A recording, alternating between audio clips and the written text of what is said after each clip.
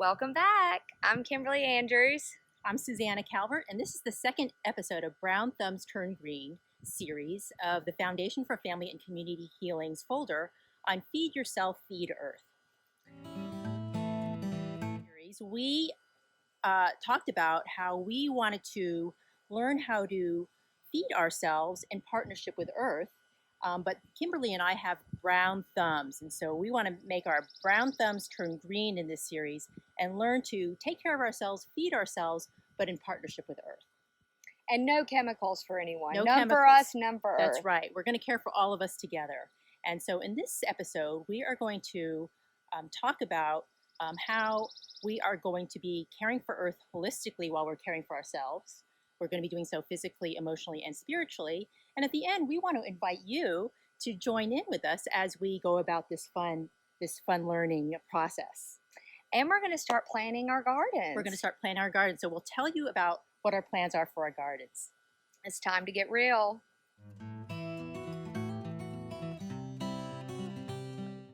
Well, I realized back in 2018 when I was caring for my late husband who was diagnosed with cancer that he needed not only physical support from me in terms of medical care and nutritional care, but he also needed emotional and spiritual support because what we wanted to do was to bring all of his resources to the table for healing.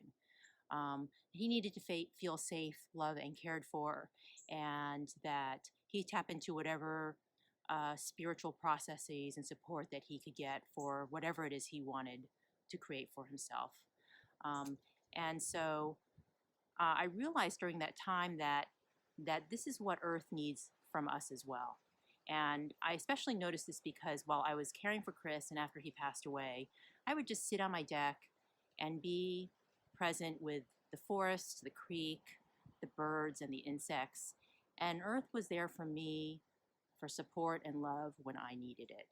And it just really dawned on me that even though I had been spending the last decade or so of my career, and even longer before that, like getting to know myself and developing my relationship with myself and then relationship with other people and bringing that to the faculty and students.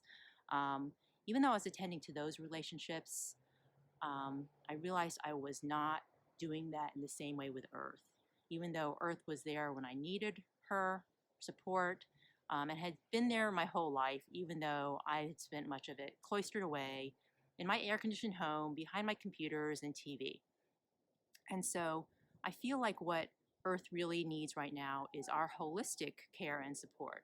And so this led to the creation of the Foundation for Family and Community Healing.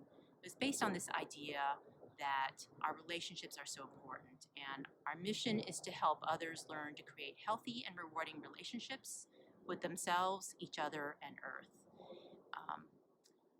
And it's not just others. I am a student of this myself and always will be.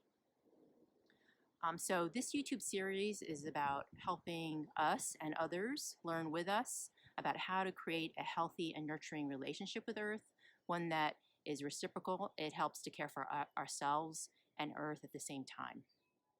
And as I mentioned, this is actually very new for me. I did not have a healthy relationship with Earth. I spent most of my time indoors, taking Earth for granted. And so I have to start with this visceral sense of my affection and affinity for Earth right now, bring that from my subconscious, and internal processes and make it more conscious and explicit. And I'm going to do that here in this YouTube series over the next few weeks. But also learn how can I develop that and enrich it and deepen it even further. And I'm going to be learning that with Kimberly, and I hope all of you as well, and that you'll share how you love and care for Earth over the next few weeks so that I can learn with you too. My parents had a garden when we were growing up, and their parents had gardens when they were growing up. There's a tradition in my family of us growing our own food. We do it for health reasons. We do it for financial reasons. We also do it for pride reasons. It's hard work, but it's rewarding to sit down to a meal and eat something that that you produced or that you produced for your children, and to know exactly what we're putting in our bodies. That's very rewarding, and it's very much so worth the toil that goes behind it.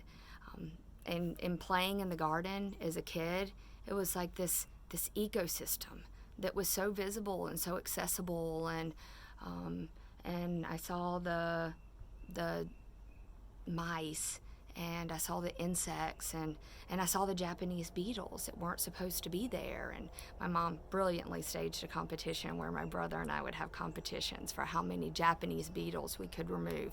But she taught us to know the difference between what was supposed to be there and what was not, and what we removed and what we left alone. I actually caught my first snake in the garden. I was observing relationships and starting to see that something was there because of another thing, that was there because of another thing, and getting an appreciation that it's a system that all works together.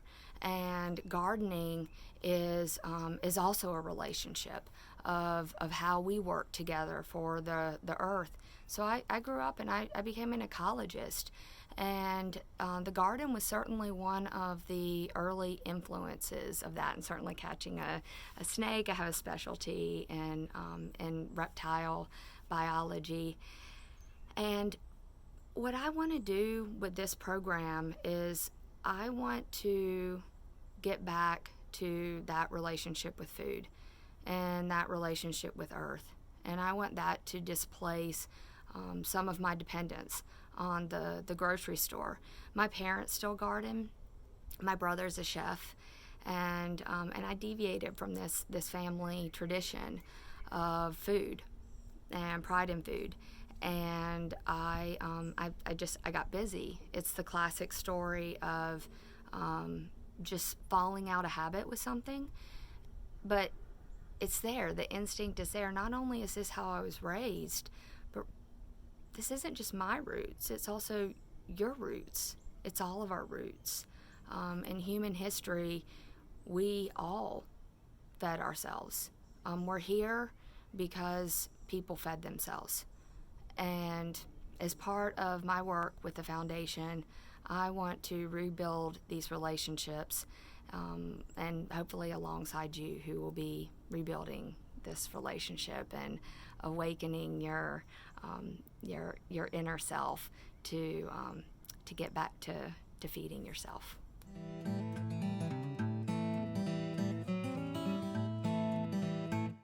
There have been some things that have happened since the last week when I got back from Savannah, and the primary thing is called coronavirus. So interestingly, we are in a situation where it would be really great if we could be able to produce some of our own food. The grocery stores are fairly depleted. It's that situation where I actually have a picture of the produce bins being empty.